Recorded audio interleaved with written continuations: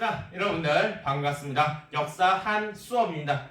오늘도 여러분들 수업을 진행해 보도록 하겠습니다. 오늘 학습지는 몇 쪽이냐? 9쪽을 펼쳐주시기 바라겠습니다. 학습지는 9쪽, 교과서는 18쪽을 펼쳐주세요. 다 준비가 되었나요? 준비가 됐으면 우리 한번 앞에 보도록 하겠습니다. 앞에 보면 오늘 배울 내용에 대해서 적혀 있습니다. 오늘은 통일신라와 발해, 즉 남북국 시대에 대해서 진도를 나가보도록 하겠습니다. 그 진도를 나가기 앞서서 저번에 배운 삼국시대와 관련한 문제를 풀어보도록 할게요. 여러분들 풀어봤습니까? 풀어봤으면 앞에 한번 같이 보죠. 자, 첫 번째, 진대법을 실시한 왕과 불교를 공인하고 병부를 설치한 왕 각각을 물어봤네요. 왕 각각을 물어봤어요. 자, 첫 번째 왕, 진대법을 실시했대. 여러분들 일단 먼저 진대법이 뭔지 기억이 나나요? 여러분들 진대법이 뭐였나요? 한번 떠올려보는 노력을 해봅시다. 진대법은 여러분들, 그렇죠 여러분들, 생각한 대로 여러분 생각한 그겁니다.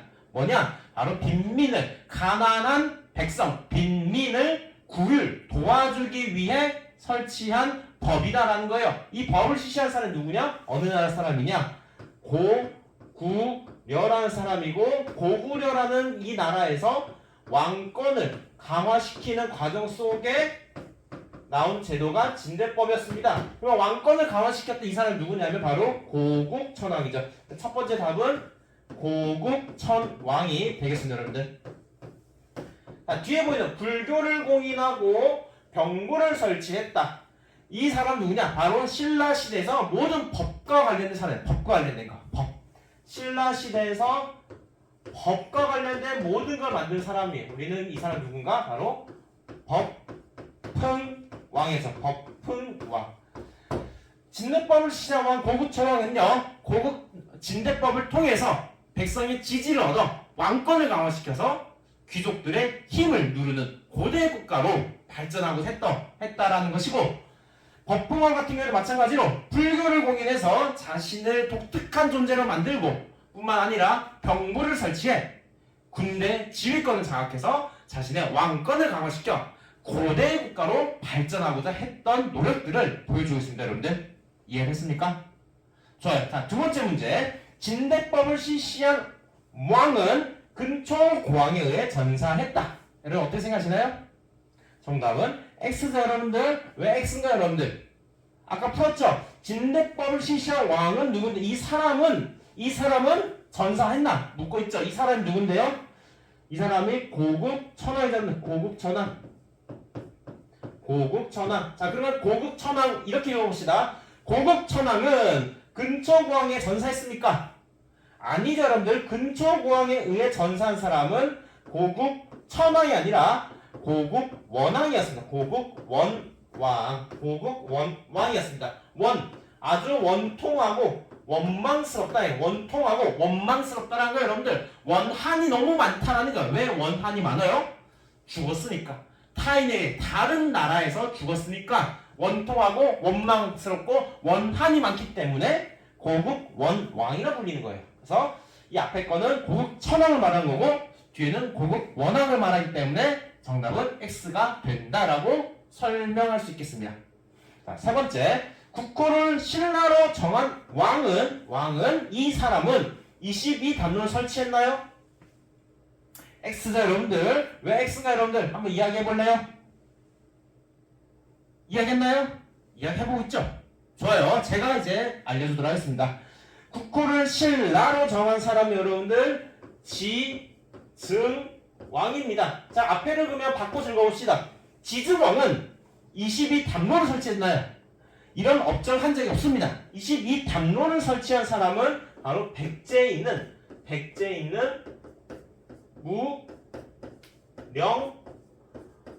무령왕씨, 백제 무령왕이다. 그래서 앞에는 지증왕을 말하고 있는 거고요, 뒤에는 무령왕을 말하고 있기 때문에 정답은 X가 된다는 거예요. 무령왕은요, 백제가 위기에 찾아온 것을 해결하기 위해, 극복하기 위해 지방에다가 22개의 지역을 놔두고 거기에 담로라는 사람들을 파견했다라고 보면 되겠습니다, 여러분들. 이해가 됐나요? 좋아요. 자, 자, 이제 수능하고 한능검을 통해서 확인해 보도록 하겠습니다. 가 왕의 업적으로 묻고 있네요. 이 왕을 알 수 있는 힌트는요, 딱 두 개가 있어요. 먼저 영통, 이 지도 모습과 그리고 비석, 하나, 둘, 셋, 넷, 5개 비석을 세운 사람을 묻고 있네요. 이 지도는 여러분 학습지에 있습니다. 학습지 넣어놨어요. 이 지도는 어느 나라에 대한 최대 전성기냐? 바로 신라입니다. 신라의 최대 전성기를 보여주는 사진입니다. 그 신라의 최대 전성기를 찍었던 왕은 누구냐? 진흥왕입니다. 진흥왕 6세기 진흥왕 시기다. 자, 1번 낙랑군을 몰아냈다. 이거 일단 어느 나라인지 생각해볼까요, 여러분들? 고구려 백제 신라 3분의 1 고구려였는데, 고구려 중에서도 미천왕 시기입니다. 고구려 미천왕 시기에 낙랑군을 몰아냈고, 2번 우산국을 정복하였다. 이건 여러분들 신라의 지증왕이다. 지증왕. 여러분, 그리고 참고로 제가 저번 영상에서 잘못 설명했어요, 여러분들. 우산국을 정복한 사람 제가 아마 영상에서 진흥왕이라고 말했을 거예요. 진흥왕이 아니라 지증왕입니다, 여러분들. 정정하겠습니다. 우산국, 즉 울릉도를 정복한 사람은 지증왕이다라고 여러분들 정정할게요. 3번 대가야를 병합하였다. 대가야 여러분들 이거 맞나요? 선생님 수업 때 계속 강조했죠. 금관가야 병합한 사람과 대가야를 병합한 사람을 구분해야 된다는 거.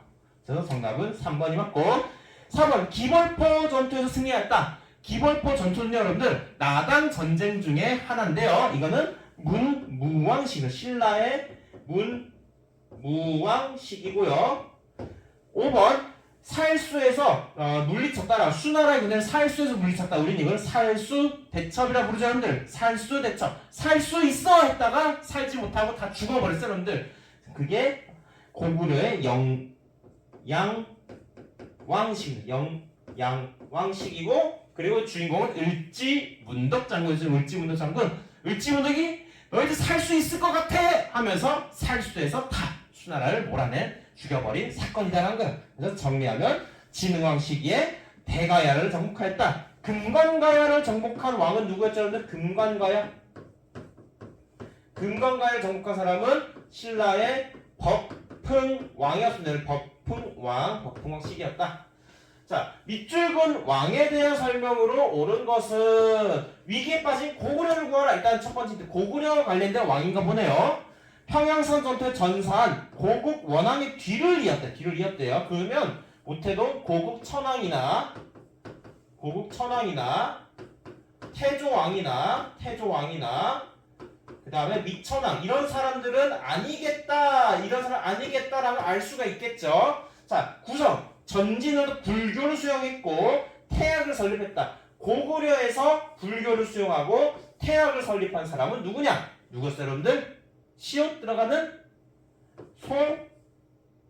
안 들려요, 여러분들? 좋아요. 소수림 왕이죠, 여러분들. 고구려의 소수림 왕은요, 불교와 태학 등을 설치하여서 고대 국가로 왕권을 강화시켜 나가며 고대 국가로 발전하는 업적을 보인 사람입니다. 그러면 이와 관련된 뭔가 아닌가? 1번 평양으로 수도를 옮겼다. 누구예요, 여러분들? 평양을 왜 옮겼어요? 국내성에서 평양을 내려갔대요. 왜 내려갔을까? 밑에 어느 나라를 정복하려고? 백제와 신라를 정복하려고. 우리는 그 무슨 정책? 남하 정책이라는 여러분들. 남하 정책을 실시한 사람이 누구냐? 바로 장수왕이란 거예요. 병부와 상대 등을 설치했다. 여러분들 이거 배웠어요. 아까 우리 앞에서 풀어서 병부를 설치한 사람은 누구였어요? 그렇죠. 바로 신라의 법흥왕시기고요. 22단을 아까 풀었죠, 여러분들. 어느 나라? 일단 고구려 백제 신라 어디? 백제 중에서도 백제를 다시 부흥 일으키고자 했던 사람 무령왕시기고, 고흥에게 서기를 펼쳐나가겠다. 고흥에게 역사서를 쓰게 했대요. 이게 바로 진흥왕입니다. 5번 율령을 반포하여 미안해요. 그쵸? 지금 소수림왕을 묻고 있었죠? 이거는 여러분 흥왕이고요. 5번 율령을 반포했다. 그래서 정답은 5번이 되는 거죠. 이렇게 여러분들 풀 수가 있겠습니다. 그래서 여러분 삼국시대는요, 그 왕이 무엇을 했는가를 정확하게 파악하기 좋습니다. 그 무엇을 했는가가 그 사람의 힌트가 될 수 있습니다. 이렇게 힌트가 되잖아요. 불고구려에서 불교를 수용하고 태학을 설립했다라는 업적을 보인 사람을 통해서 소수림왕임을 파악할 수 있는 거죠, 여러분들. 그래서 그 업적을 통해 이 사람이 누구인지 계속 생각을 해봐야 되고, 그러면서 동시에 이 사람은 무엇을 했는지도 한번 공부해보면 도움이 될 겁니다. 좋습니다. 자, 오늘의 학습 목표는 총 3가지입니다. 첫 번째, 삼국 통일 이후 신라의 고민거리가 있습니다. 문제가 있습니다. 그 문제 3가지를 한번 파악해보고, 두 번째, 통일 신라의 지방 통제력을 강화하는 방안이 있습니다. 왜냐? 바로 지방들은 어느 나라 지역들이었냐? 바로 고구려와 백제의 옛날 땅들이란 거예요. 거기에 대한 지방 통제력을 발휘하지 못하면 그들은 다시 독립할 문제가 있었다는 거예요. 그래서 지방 통제력을 강화하는 방안을 알아보고, 마지막으로 발해라는 국가가 있습니다. 신라가 통일했을 때는요, 신라 북쪽에 한 나라가 만들어집니다. 그 나라 어디냐? 발해입니다. 그래서 발해에 대해서 알아보는 시간을 갖도록 하겠습니다. 생각해봅시다. 통일을 이룬 신라는 3가지 문제 놓여있어요. 그래서 학습지는 10쪽으로 넘어갔습니다. 학생 10쪽으로 넘어갔어요. 10쪽 3가지 문제 놓여있습니다. 다음 3가지입니다. 우리 수업 때 다뤘어요. 바로 이야기하도록 하겠습니다. 학습지는 바로 11쪽으로 넘어갑시다. 학습지는 11쪽으로 넘어가세요. 11으로 넘어갑시다. 자, 첫 번째 문제는 뭐냐? 이게 뭐였죠? 여러분 기억이 나나요? 그래서 바로 영토가 커졌다라고, 영토가 확장되었다라는 거예요. 옛날 고구려와 백제 땅까지 먹어버렸다. 원래 신라 땅이 여기 있었고요. 그 외에 고구려와 백제 땅까지 다 먹어버리면서 땅이 커졌어요. 이 커진 땅에 대해서 왕의 힘이 미치도록 만들어야 돼요. 두 번째 문제, 딱 봐도 다른 나라 사람 같아요. 바로 고구려와 백제의 유민 문제, 유민 문제가 있습니다. 고구려 백제의 유민 문제가 발생하고, 그리고 마지막으로 지금 보면 뒤에 뭔가 눈을 찡그리고 있죠. 이 사람은 무엇일까? 어떤 걸 하는 것 같다라고 말했죠, 여러분들이? 이 왕의 자리를 탐내는 것 같다라고 말했어요. 탐내는 이 사람들이 뭐냐? 바로 진골입니다. 진골이라는 귀족 문제, 진골 귀족 문제가 있었습니다. 정리를 하면 신라는 통일하고 나서 영토가 커진 게 문제예요. 한편으로는 영토가 커져서 좋기도 하지만 커져서 문제가 되었고요. 두 번째로 이 고구려와 백제들, 국가를 잃어버린 이 국가의 백성들을 어떻게 신라로 포용시키냐라는 문제가 있었고요. 그리고 왕의 자리를 탐내는 이 진골 귀족 문제에 있다는 거예요. 이 중에서 이 3번째에 대해서 잠깐 부연 설명하도록 하겠습니다. 진골 귀족 문제가 왜 이런 문제가 발생하는가? 이걸 이해하기 위해서는 신라의 신분제도를 이해할 필요가 있습니다. 신라의 신분제도. 신라의 신분제도는요, 이렇게 생겼습니다. 사두품, 오두품, 육두품, 진골, 성골이라고 돼 있어서 뭐가 공통적으로 보이나요? 두품이란 말이 보이죠? 두품이 뭘까요, 여러분들? 말 그대로 품이야. 등급이야. 등급. 이 등급이 어디냐? 바로 뼈에 있다. 뼈. 우리는 신라에서 신분제를 뭐라고 부르는가? 골품제라고 부르는 골품제. 신라의 신분제는요, 골품제로서 이 뼈에 등급이 있다는 거예요. 겉은 똑같은 사람처럼 보이지만 안에 따져보니까 우리 서로 다른 존재다라는 거예요. 그 등급을 어떻게 나눴냐면 사두품, 오두품, 육두품, 진골, 성골로 나뉜 거예요. 자, 이 두 품에 따라서 또 자신의 주어진 게 달라집니다. 대표적으로 공무원의 등급이 달라져요. 공무원의 등급이. 사두품은요, 최대 공무원 12등급까지만 할 수 있어요. 12급. 사두품은 최대 공무원 12급까지 할 수 있고, 오두품 같은 경우는 몇 급? 10급까지. 육두품 같은 경우는 최대 공무원 6급까지만 가능해요. 즉 신분에 따라서, 뼈의 등급에 따라서 차별을 받아오는 제도인 거예요. 자, 여기 따져봤을 때 이 중에서 왕까지 할 수 있는 존재는 뭐예요? 바로 성골이 성골. 이 성골들만 왕을 할 수가 있었습니다. 자, 그러나 성골 출신의 마지막 왕 진덕여왕, 이 진덕여왕 이후로는 성골 출신의 자녀가 나오지 않았어요. 그래서 성골 계열이 여기서 끊기게 됩니다. 자, 끊긴다고 해서 신라는 사라질까? 인간은 문제를 해결하기 위한 고민을 내놓습니다. 어떤 고민을 하는가? 그 뒤에 있는 진골 출신들이 대신 왕위를 계승하게 되는데, 여러분들 진골이 뭐 귀족이라고 하면 여러분 한 명만 있을까요? 수십 수백 명 있겠죠. 진골 귀족이라는 게. 그 중에서도 가장 유력했던 진골 귀족은 누구였는가? 김춘추였습니다. 김춘추는 진골 귀족 출신으로서 이 왕위를 계승합니다. 그래서 뭐가 되는가? 이가 무령왕입니다. 태종 무령왕입니다. 무령왕. 김춘추부터 진골 출신의 왕이 탄생하게 됩니다. 자, 그러면 여기서 발생한 문제가 뭘까요?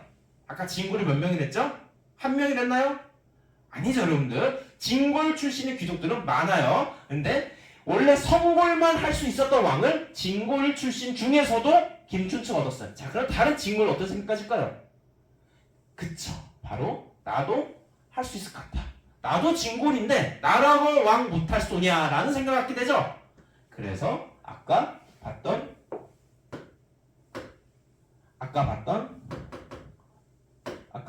이런 모습이 보게 됩니다. 왕의 자리를 탐내게 됩니다. 탐내게 돼요. 이 탐내면서 발생한 사건이 뭐냐? 대표적인 사건이 뭐냐? 그 대표적 사건이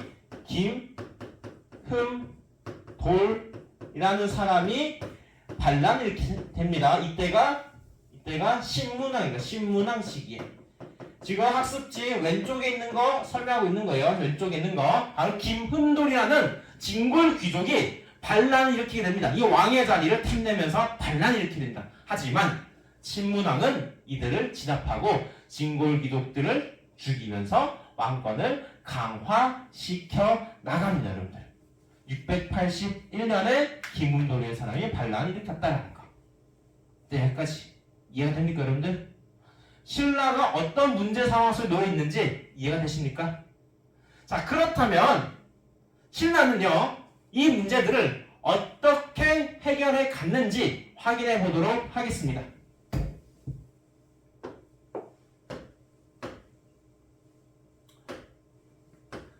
자, 첫 번째, 영토 확장 문제에 대해서 다음과 같이 해결합니다. 땅이 커진 만큼 그 지역에 새로운 구역을 만들어냅니다. 우리나라도 만약에 통일이 된다면 통일된 지역에 대해서 새로운 행정구역을 설치를 해야 돼요. 그래야지 그 지역에 대한 지배력을 발휘할 수가 있습니다. 신라도 마찬가지입니다. 신라도 원래 땅이 여기밖에 없었는데 여기와 여기를 얻은 만큼 이 지역에 대한 통치력을 발휘해야 됩니다. 그래서 몇 개의 지방을 만들게 되는가? 9개의 지방을 만들게 됩니다. 우리는 그를 구주라고 합니다. 주는요, 강원도, 충청도, 전라도 이런 도예요. 도 단위예요, 여러분들. 주를 설치해요. 주를 몇 개? 9개를 설치합니다.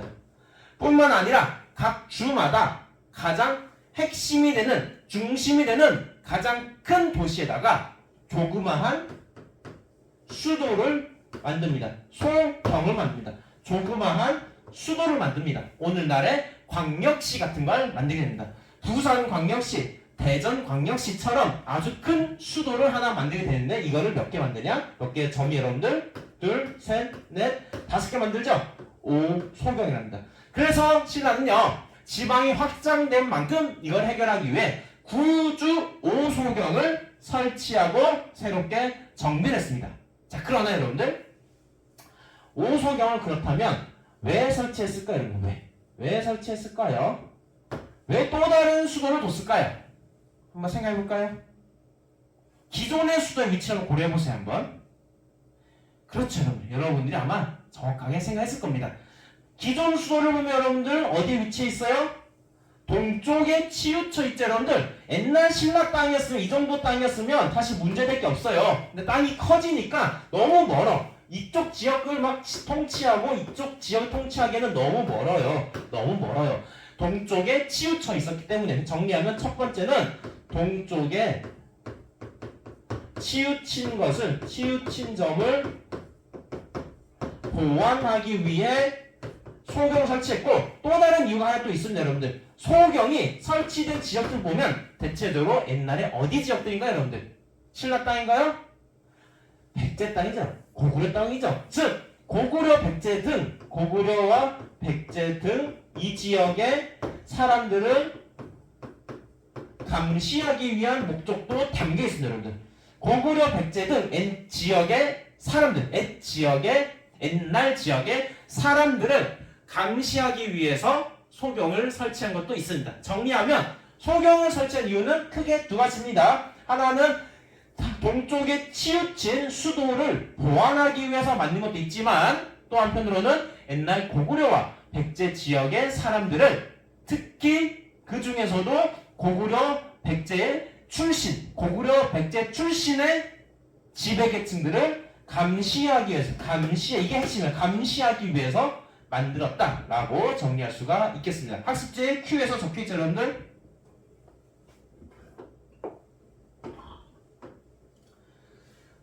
자, 그리고 나서 지방을 만들면 뭐예요? 오늘날도 강원도를 설치했어요. 지역을 나눴어요. 강원도를 이렇게 만들었다 쳐요. 만들기만 뭐예요? 여기를 실질적으로 행정력을 발휘할 사람이 있어야 됩니다. 우리는 뭐라 부르죠? 강원도에서 일하는 사람? 도지사 부르죠.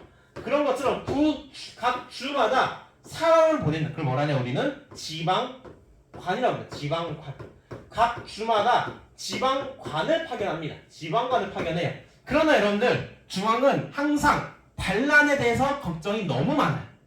이 반란을 막기 위해서 지방관들이 반란 일으키는 걸 막기 위해서 그들을 또 감시해야 됩니다.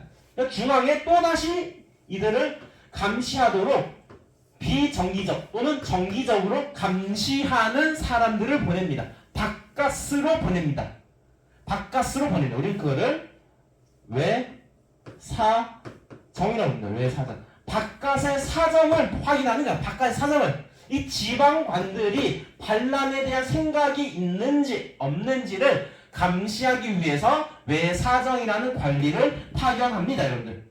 그래서 학습지에도 적혀있죠, 여러분들? 이해가 되십니까? 지방을 관리해야 되니까 지방관 당연히 파견해야 되고요. 이 지방관들이 허튼 생각 안 하도록 감시를 해야 됩니다. 이 감시를 하기 위해서 외사정이라는 관리를 정기적으로 또는 비정기적으로 파견합니다.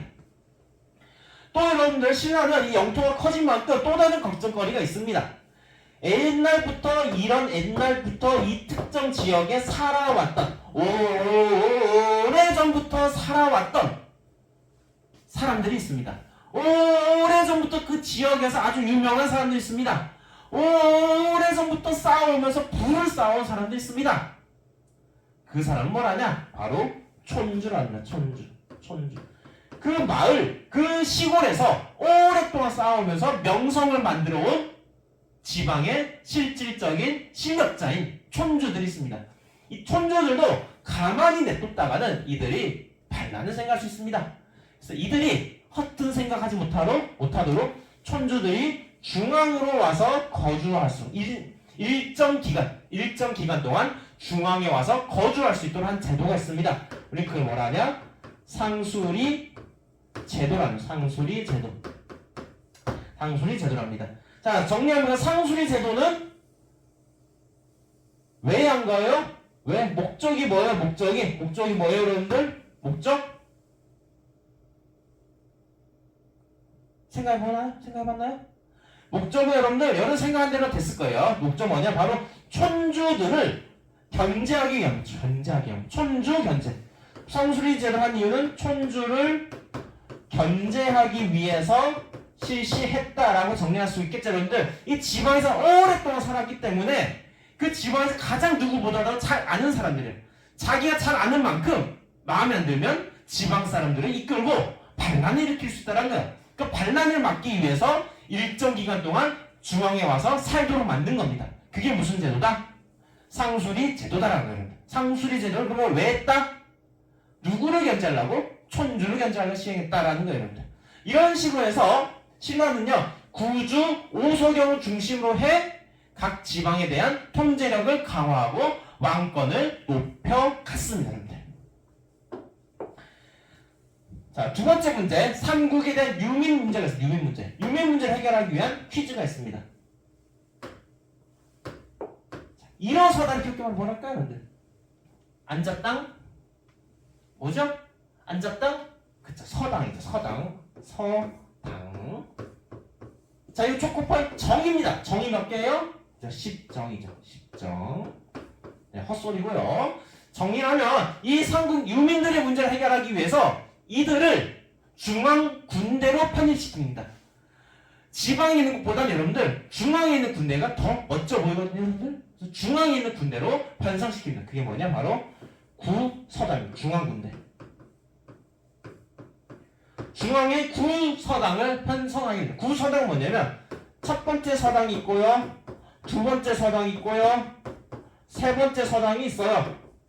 쭉쭉쭉 해서 9개 서당이 있어요. 즉 9개의 부대를 만든 거예요. 9개 부대를 만들었어요. 중앙에 9개 부대를 만들었어요. 그 중에 첫 번째 서당은 온리 고구려인들로만 구성하고요. 두 번째 서당에서 온리 백제인들로만 구성하고, 세 번째 서당에서는 온리 신라인들로만 구성하는 등 이런 방식으로 고구려와 백제 사람들을 신라에 포섭하고자, 신라의 하나의 사람으로서, 신라의 백성으로서 살아갈 수 있도록 포용하고자 했습니다. 그리고 지방은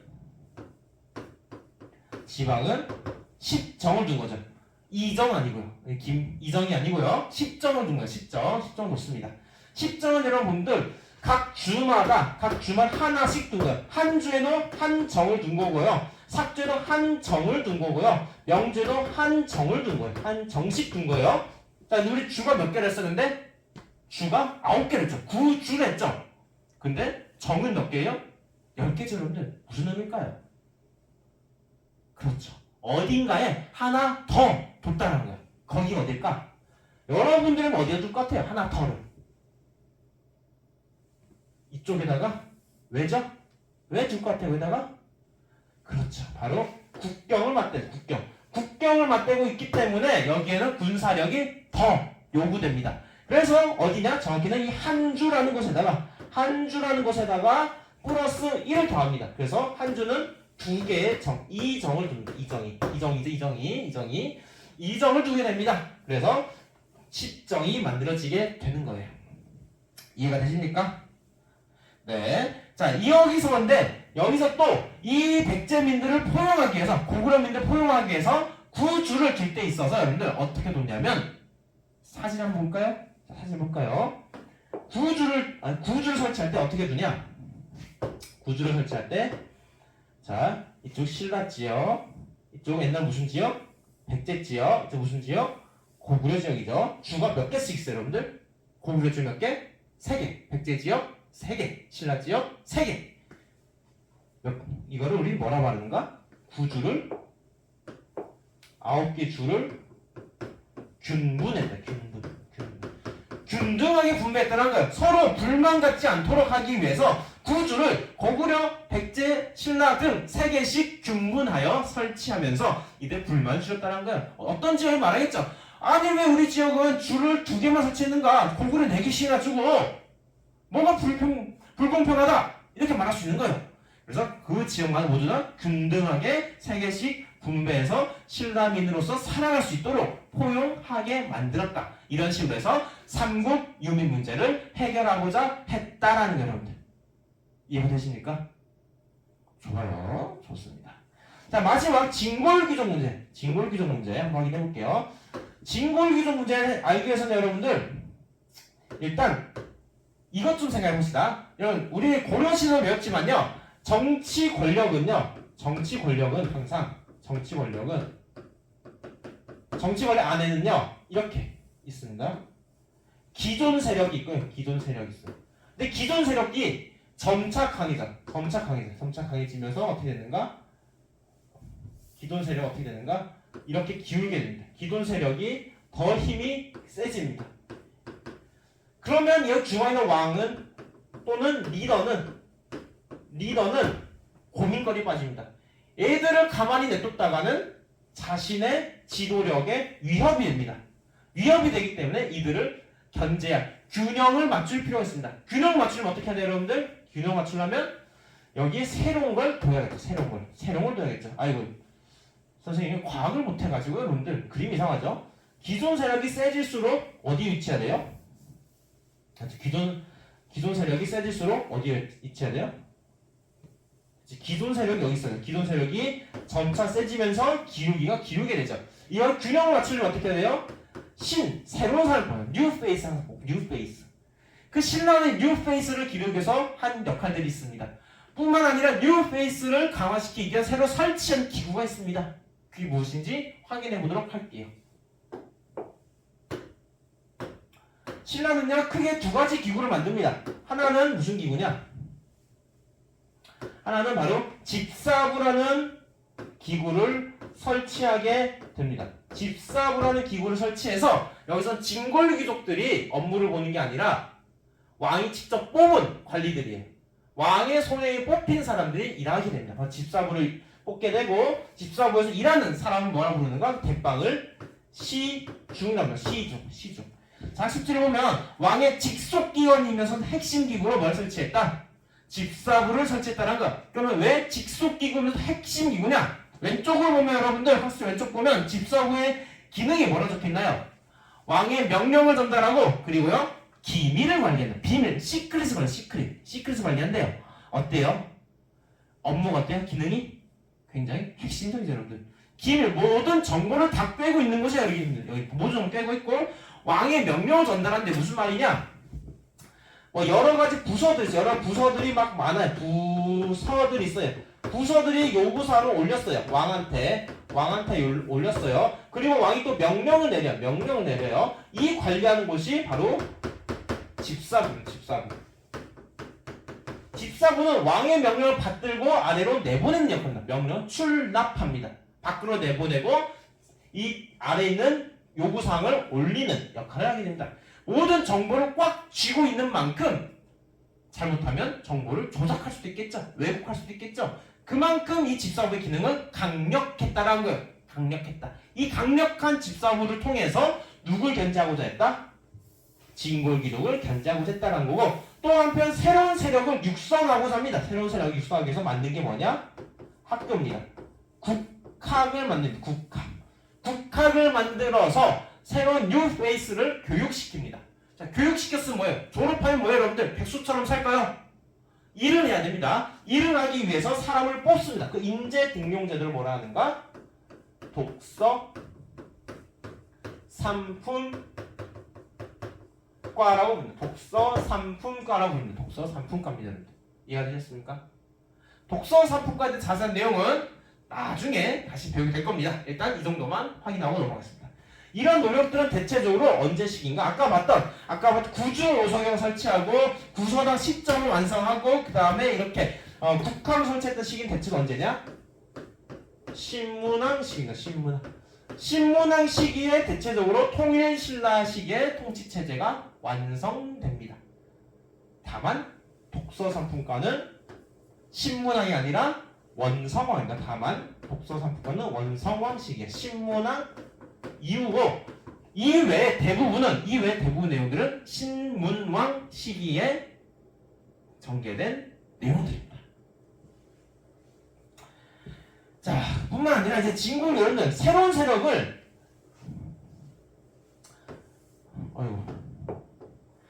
세력을 여기 진골기록 있고요.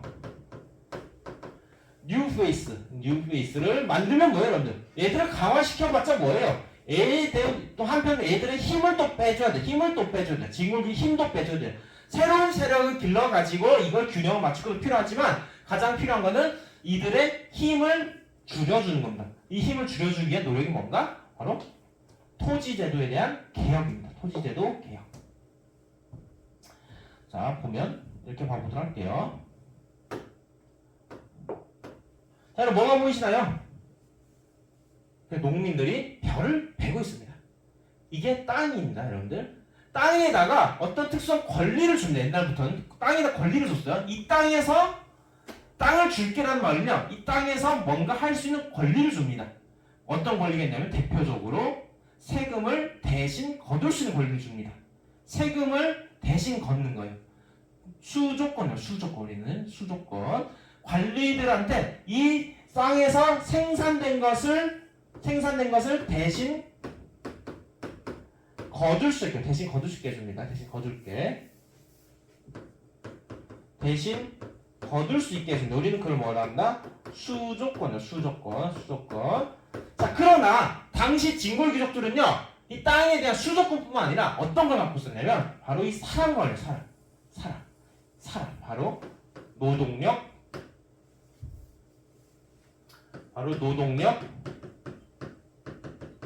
징발권이죠. 노동력 징발권. 당시 정리할게요. 여러분 다시 다 적을게요. 당시 진골 세력들은요, 어떤 이 땅에 대해서 어떤 권한들을 갖고 있었냐면 첫 번째, 이 사람들을 뽑을 수 있는 노동력 징발권이 있어. 노동력 징발권을 가지고 있었고요. 또 이 땅에서 생산된 걸 거둘 수 있는 수조권을 가지고 있었습니다. 자, 이런 수조권과 징발권을 갖고 있는 이 토지를 뭐라고 부르냐? 우리는 이거를 노급. 읍단위. 주문진 읍단위의 이 크기만큼에서 사람을 뽑아 쓰고 거기 생산되는 물건들을, 생산되는 쌀들을 거둘 수 있는 권한을 갖고 있어. 우리는 그걸 노급이라고 부릅니다. 자, 그러나 여러분 보면 여기서 가장 큰 문제가 될 수 있는 부분은 무엇일까요, 여러분들? 왕은 뭐가 걱정됐을까요? 뭐가 됐을까요? 그렇죠. 바로 이 노동력 징발권이 걱정이 된 겁니다. 왜냐? 노동력을 징발해서 권한을 준 이유는요, 스스로 노동력 징발해서 도로도 정비하고 성벽도 보수하라는 의미에서 징발권을 준 건데, 다르게 활용되면 어떻게 활용될까요, 여러분들? 그쵸. 바로 그다음에 칼을 쥐어주는 칼.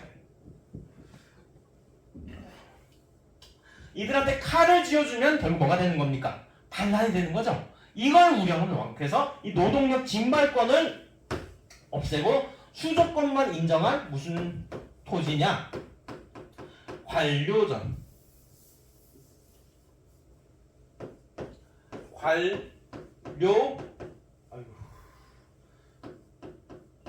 관료전을 만들게 됩니다. 언제? 신문왕 시기. 신문왕은요, 이 노동력 징발권이 있는 문제, 여기 학습 왼쪽에 말한 거예요. 자, 그러면 노급은 어떤 문제가 있어서 관료전 바꾼 걸까? 어떤 문제가 있어서 이 노동력 징발권 때문에 사병이 육성될 거라는 문제라는 거예요. 사병 육성. 노동력 징발권에 의해 사병 육성할 문제가 있어서 이걸 없애고 수조권만 인정한 관료전을 만들게 되었다는 거예요. 자, 정리할게요. 학습 좀 봅시다.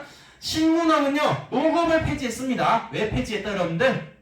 왜 폐지했다? 왼쪽에 한번 볼까요? 그럼 노급은 어떤 문제가 있어서 바꾼 걸까요? 그쵸, 바로 노동력 징발권을 바탕으로 한 사병 육성에 문제가 있어서 라고 정리할 수 있겠죠, 여러분들? 그렇게 정리할 수 있겠습니다. 그래서 노급을 폐지하고 바로 수조권만 인정한 관료전을 지급하게 되었다는 겁니다. 이해가 됐나요? 자, 한편으로는 신라는 또 각 지방에서 생산된 물건들을 거둬야 돼. 세금으로 거둬야 돼. 근데 거둘 때 막 걷나요? 너 잘생겼으니까 쌀 1kg 내. 아, 넌 뭐야? 너 마음에 안 들어. 너는 쌀 100kg 내. 이렇게 비합리적으로 거뒀을까요? 다 합리적인 기준이 있습니다. 이 기준을 마련하기 위해 작성한 문서가 있습니다. 작성한 문서. 그게 뭐냐면 이렇게 생긴 신라 촌락 문서입니다. 신라 촌락 문서를 작성해서 이 문서를 기반으로 해 세금을 합리적으로 걷어갔습니다. 자, 그렇다면 합리적으로 징수하기 위해 이 안에는 무엇을 기록했을까? 여러분이라면 뭘 기록할래요? 세금을 거두려면 뭘 기록할까요? 그거는 다음 PPT로 넘어가서 확인해 보도록 하겠습니다. 자, 아래 보면 자료 1의 제도 명칭을 쓰래요. 자료 1 한번 확인해 보겠습니다. 문무왕의 이복 동생인 거득공이 민정을 시찰하기 위해 무진주 이르니 주의 향리 안길이 그를 극진히 대접하였다. 나의 집은 황룡사 황수사 사이스의 금성이 오면 찾아오시오. 안길은 나라에서 실시한 제도에 따라 금성에 올라왔다.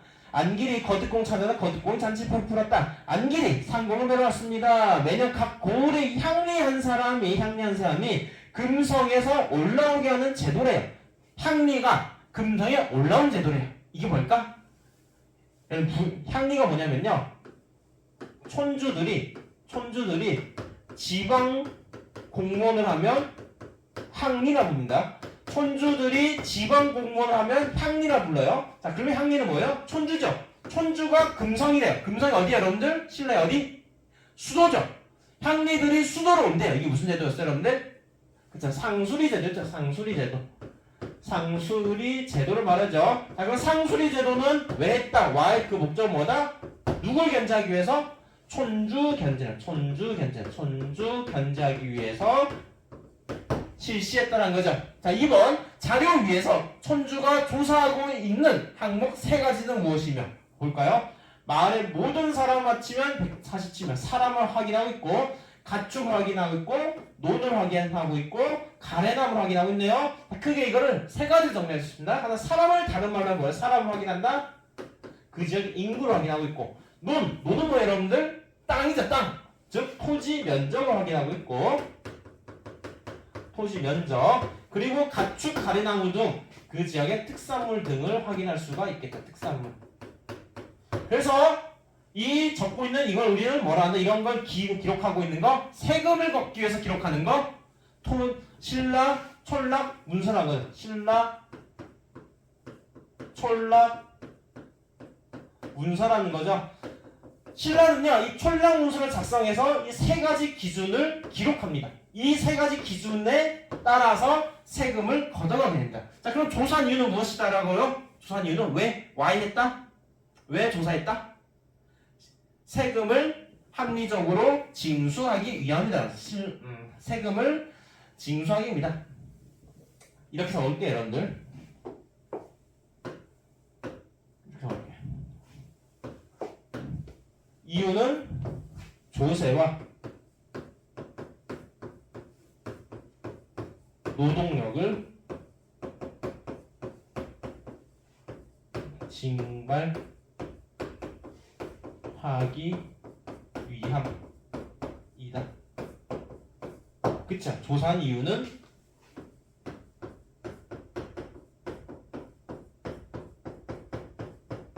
조세와 노동력을 징발하기 위함이다. 또는 거두기 위함이다. 이렇게 말할 수 있겠죠, 여러분들? 조세와 노동력. 서술화술 되어 있죠, 여러분들? 주어와 동사 다 들어가야 돼요. 조사한 이유는 조세와 노동력을 거두기 위함이다. 거두기 위함이다. 말할 수 있겠죠. 3번 자료 1과 2를 통해 신라는 지방을 억제하고 중앙통치체제를 확립하려고 했다. 이와 관련된 다른 또 다른 노력도 무엇이 있는가? 우리 아까 배웠던 내용들 다 적으면 돼요. 구중 5소견 적어도 되고, 구서당 10점을 써도 되고, 외사적 파견 써도 되고 등등 우리 아까 배웠던 내용들을 쓰면 되겠습니다. 노급 폐지도 들어가도 돼요, 여러분들. 좋습니다. 자, 이렇게 발전했던 신라가 이제 동면 흔들리게 됩니다. 그러면 그 흔들리는 상황, 어떤 상황이었는가? 왕 자리를 두고 싸운대. 왕이 자리를 두고 싸우고요. 그 다음에 지방에 대한 통제력이 약화되는 상황입니다. 이런 상황. 그렇다면 왜 왕위가 쟁탈되고, 왜 왕의 자리를 두고 싸우고 지방의 통제력이 약화되는가? 그 시작은 바로 노급의 부활. 노급이 부활하게 되면 누구 힘이 세져요? 노급이 부활하게 되면 다시 진골귀족의 힘이 세지게 된다. 진골귀족. 그뿐만 아니라 일곱 아주 어린 해공왕이 즉위하게 되면서 진골들끼리 치고받고 싸웁니다. 치고받고 싸워요. 그 대표적인 게 요것들입니다. 구륙박간의 난, 김지정의 난, 김헌창의 난 등 이 진골 출신들끼리 지들끼리 싸우고 반란을 일으키게 됩니다. 이런 혼란스러운 상황 속에 있습니다. 혼란스러우면요, 지방에 대한 관심이 떨어지게 됩니다. 그렇다면 지방에 대한 통제력이 약화되니 지방관들은 이때다 싶어 뭘 하는가? 항상 백성에 대한 수탈을 강화하게 됩니다. 백성의 수탈을 강화하게 되니까 농민들은 어때요? 먹고 살기 힘들죠. 먹고 살기 힘드니까 죽을까요? 죽은 사람도 있어요. 그러나 이 어차피 굶어 죽을 거 반란 일으키고 죽자라고 합니다. 그 대표적인 반란이 뭐냐? 원종 에노라는 사람 등이 일으킨 반란이고, 이때가 언제냐면 진성여왕 시기입니다. 진성여왕 시기에 농민들이 반란을 일으키고, 그리고 또 한편으로는 육두품들이 굉장히 불만이 많았습니다. 불만이 많았습니다. 왜 불만이 많았는가? 아까 신라의 신분제도를 한번 확인해 보도록 할게요. 신라의 신분제도 기억이 나나요? 이름이 뭐였어? 신라의 신분제도가? 신라의 신분제가 골품제였죠, 여러분들. 골품제에 따르면 각 두품마다 승진할 수 있는 공무원 등급이 어땠다? 제한되어 있었다는 거죠, 여러분들. 특히 육두품은 6급까지밖에 못했어요.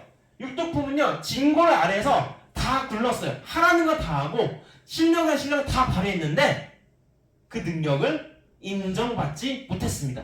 그 사람이 성과를 냈으면 5급, 4급, 3급으로 승진돼야 되는데, 육두품은 아무리 날뛰고 잘해도 능력이 있어도 6급 이상으로는 가지를 못했습니다. 이게 바로 골품제의 한계입니다, 여러분들.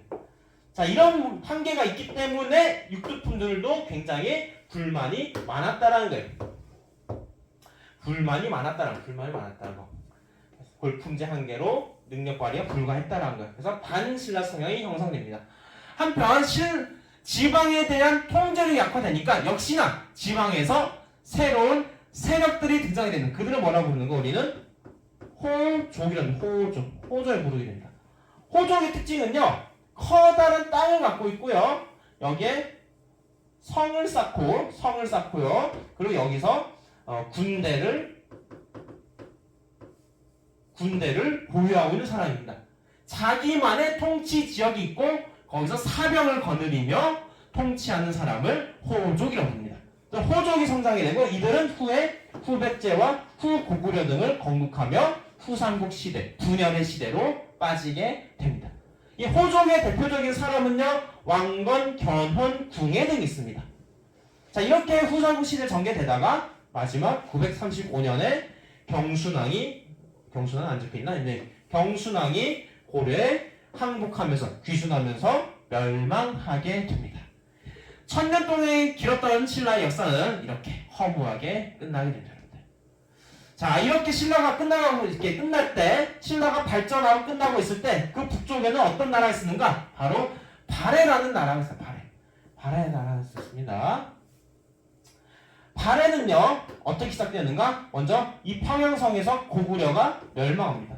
고구려가 멸망하면서 고구려 유민들이 당나라에 끌려가다가 한 이쯤에서 이진충이라는 사람이 반란을 일으키게 됩니다.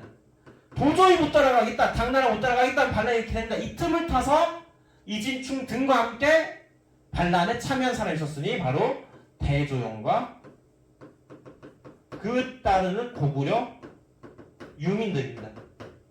이들에 대해서 반란을 일으키고 이동합니다. 이동하다가 천문령이라는 전투에서 승리를 하고, 그다음에 어디로 가는가? 동모산에 가서 나라를 만드니 그 나라 이름이 뭐다? 바로 발해다라는 발해. 동모산에서 대조영은 발해를 건국하게 됩니다. 학습지는 12쪽으로 넘어갔습니다. 대조영은 고구려 유민과 말간을 이끌고 어디서? 동모산에서 발해를 건국하니까. 이 발해 이후에, 대조영 이후에 그 다음에 어떻게 되는가? 정리를 할게요. 대조영은 동모산에서 발해를 건국하게 됩니다. 그 아들인 무왕이 있어. 무왕은요, 이름부터가 무왕이에요. 여러분들. 무왕. 어때 느낌이? 무왕. 굉장히 강력하죠? 잘 싸울 것 같죠? 싸움이야. 누가 싸우는가? 바로 당나라와 싸웁니다. 당나라의 이 지역이 뭔가? 이 지역 어디였다, 여러분들? 고조선 시간에 말했어요. 이 지역이 산둥, 도라고 했어요. 무왕은요 당나라의 산둥반도를 공격합니다. 이때 공격한 사람이 누구냐? 장문휴라는 사람이 산둥반도 공격하고 또 어디를 공격하는가? 바로 이 지역. 무왕 시기에는 이 지역은 발해 땅 아니었습니다. 무왕 시기에는 이 지역에 바로 흑수말갈이라는 부족을 공격합니다. 흑수말갈이라는 부족을 공격합니다. 무왕은 흑수말갈이라는 부족을 공격합니다. 그러다가 그 동생인 브라더인 문왕은 여러분들 느낌이 어때요? 무왕이에요? 문왕이죠. 부드럽죠, 여러분들. 부드럽게 갑니다. 바로 외교 중심의 정치를 시행하게 됩니다. 그래서 당나라와 화친을 맺게 되죠. 당과 화친을 맺고 그뿐만 아니라 신라와 일본하고도 교류하는 모습을 보게 됩니다. 다음과 같이 이렇게 길을 만들어서 거란도, 영주도, 조공도, 신라도, 일본도 등 5개의 길을 만들어서 어느 왕 때? 문왕 시기에 주변국과 교류하는 형태를 띄었다는 거고, 이런 교류함으로써 최대 전성기를 찍게 되는데 그때가 선왕 시기고, 선왕 시기에는 해동성국이라 불렸다라는 해동성국. 바다 동쪽에서 있는 아주 흥성한 국가라는 해동성국으로 불리게 됩니다. 그렇지만 내부적으로 누가 성장했냐면 말갈족이 성장하게 되고 거란족이 성장하게 되고, 이 거란족에 의해서 발해는 끝나게 되고, 발해에서 일부 유민들은 고려로 이동하게 되니 그때 대표적인 사람이 대광현이라는 사람이 있어요. 대광현. 거란족에 의해 멸망한 발해는요, 일부 사람들 이끌고 고려로 내려가 귀순하게 됩니다. 이런 발전과정 같이 있는 발해의 통치 체제는요 이렇게 생겼습니다. 성이 몇 개 있어요? 3개가 있죠. 부가 몇 개 있어요? 6부가 있죠. 우리는 그거를 삼성육부라는데요. 삼성육부랍니다. 그런데 이 삼성육부는 발해의 독자적인 통치 체제가 아니라 바로 중국 당나라에서 만들어진 제도입니다. 삼성육부라는 제도는요. 그럼 비교해보면 여러분들, 비교해보면 어때요? 똑같은가요? 다른가요? 이런 참고로 요거 바꿔주세요. 비서성을 바꿔주세요. 문정원을 됐을 때 문정원을 비서성을 바꿔주세요. 자, 비교해보면 뭔가 달라요. 뭐가 다르죠, 여러분들? 먼저 성은 똑같죠? 근데 성의 위에 보면 중서성, 운하성, 상서성 되는데 우리 뭐라 돼 있어요? 정당성, 선조수성, 중대성 돼 있죠? 그 부를 볼까요? 이부, 호부, 예부, 병부, 형부, 공부라 돼 있죠? 자, 여기 뭐라 돼 있어요? 충부, 인은, 의부, 지부, 예부, 신부라 돼 있죠? 뭐가 달라요? 이름이 다르죠? 명칭이 다르다. 명칭이 다르고. 자, 여기 보면 육부는 누구 아래 운영되고 있어요? 상서성 아래에서 바로 운영되고 있죠. 그러나 발해는 보면요, 육부가 어디 아래 운영되고 있어요? 좌사정과 우사정 나눠져 있죠. 또 이 좌사정과 우사정은 어디 아래 있어요? 정당서 아래 있죠, 여러분들. 자, 이렇게 똑같은 육부인데도 운영 방식에 있어서 다릅니다. 정리하면 당과 무엇이 다르냐? 바로 명칭과 운영 방식에 있어서 다르다라고 말할 수 있겠죠. 즉 발해는요, 당나라의 제도를 그냥 받아들이지 않고 주도적으로 우리나라 현실에 맞게, 발해 현실에 맞게 수정해서 받아들였다라고 볼 수가 있겠습니다. 키워드는 명칭과 운영이에요. 명칭과 운영, 또 용어 운영, 명칭과 운영. 그리고 지방 같은 경우는 여러분들 5경, 15부, 62주라는 게 있는데 여러분들 이렇게 많이 적혀 있으면 무슨 나라나? 발해다라는 거예요. 여러분들 5경, 15부, 62주 외우지 마세요. 시험에서 5경, 15부, 61주 이렇게 내는 거 아니에요. 여러분들 이렇게 내지 않습니다. 이런 게 틀렸다는 게 아니라 5경, 15부, 62주라는 걸 통해서 어느 나라라는 거 알아야 돼요. 여러분 어느 나라다? 발해라는 걸 알아야 돼. 그게 중요한 여러분들. 자, 그러면 오늘 배운 내용 여러분들 잘 뭔가 기억이 나나요? 오늘 배운 거? 오늘 배운 내용을 이렇게 한번 정리를 해볼게요. 오늘 여러분들 크게 통일 신라와 그리고 발해에 대해서 배웠어요. 크게 두 개의 배웠어요. 크게 오늘 두 개에 대해서 배웠습니다. 그래서 신라, 통일 신라 같은 경우는 먼저 통치 체제를 정비하는 거와 통치체제 정비와 그리고 신라 말 시기를 다뤘어요. 먼저 통치체제 정비 같은 경우는 문제 상황이 있었죠. 그 문제는 뭐다 여러분들? 영토가 확장된 거가 있었고요. 그리고 뭐가 있었다 여러분들? 유민 문제가 있었고요. 유민 문제. 그리고요 진골 귀족 문제가 있었다. 진골 귀족 문제. 이거를 어떻게 해결했는가? 해결은 어떻게 했는가? 영토 문제는 어떻게 해결했다 여러분들? 구주 몇 소경? 5소경을 설치하고 각 주마다 뭘 파견했다? 지방관을 파견했고 지방관 감시하기 위한 뭘 보냈다? 외사정을 파견했고 뿐만 아니라 각 지방이 오랫동안 살아왔던 누구? 촌주를 감시하기 위해 실시한 제도 상수리 제도를 실시했다는 거죠. 그리고 유민 문제 해결하기 위해서는 중앙군대를 몇으로? 구서당으로 뒀다라는 거고 구서당. 그다음에 지방은 십정을 두고 뿐만 아니라 구주를 어떻게 했다? 구주를 균분했다는 거죠. 진골규정 문제 해결하기 위해서는 다 죽인 것도 있어요. 죽임도 있어요. 무슨 사건이 있어서? 김, 흠, 돌의 난이 있었다는 거고 김훈돌의 난 참고로 신문왕식입니다. 신문왕식이에요. 그래서 죽이기도 했고요. 또 한편으로는 새로운 세력, 뉴 세력, 신세력을 길렀어요. 그러기 위해서 만든 기구가 집사부라는 것도 있었고 여러분들 집사부 그리고 국학이라는 학교를 만들고 독서 3국가씩에서 뽑았다는 거죠. 또 한편으로는 진골귀족의 원래 기능을 약화시켜야 돼요. 그 기능을 약화하기 위해서 뭘 폐지했다? 노급을 폐지하고 뭘 대신 줬다? 관료존을 줬다라는 거예요. 그러나 이렇게 발전하다가 신라 말식의 동료가 됐다 했습니다. 왜 동료가 되었다? 왜 동료했다? 뭐가 부활해서?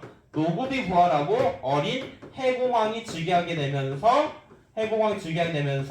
진골 귀족 간의 왕위 쟁탈전이 벌어졌다라는 거예요. 그래서 어떻게 무슨 일들이 발생했어요? 농민들이 반란을 일으키고 육두푼들이 불만을 갖고 지방에서 누가 성장했다? 새롭게 호족 세력이 성장했다는 거예요. 그래서 따라서 어느 왕 때? 경순왕 때 신라는 멸망했다고 볼 수 있겠죠. 발해는요 크게 두 측면을 봤습니다. 하나는 변화, 성장과 변화 측면이고요. 그 다음에 통치 체제 측면을 봤어요. 변화는 크게 세 왕을 봤습니다. 어느 왕? 고왕, 대조영이에요. 그 다음에 무왕,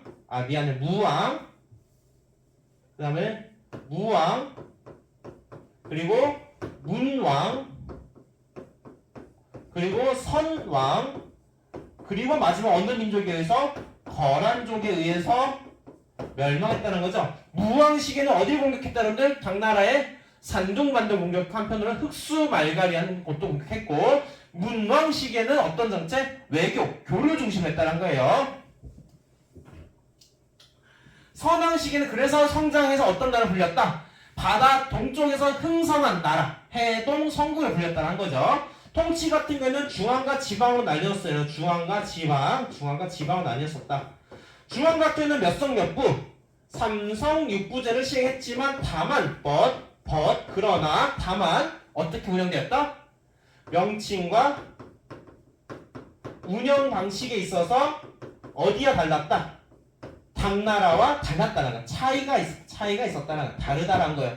지방 같은 경우는 여러분들 뭐 몇 경 몇 부 몇 주? 5경 15부 62주로 지방을 정비했는데 여러분들 계속 말하지만 이 숫자를 외우는 중요한 게 아니라 이걸 통해서 이게 어느 나라든 여러분들 어느 나라?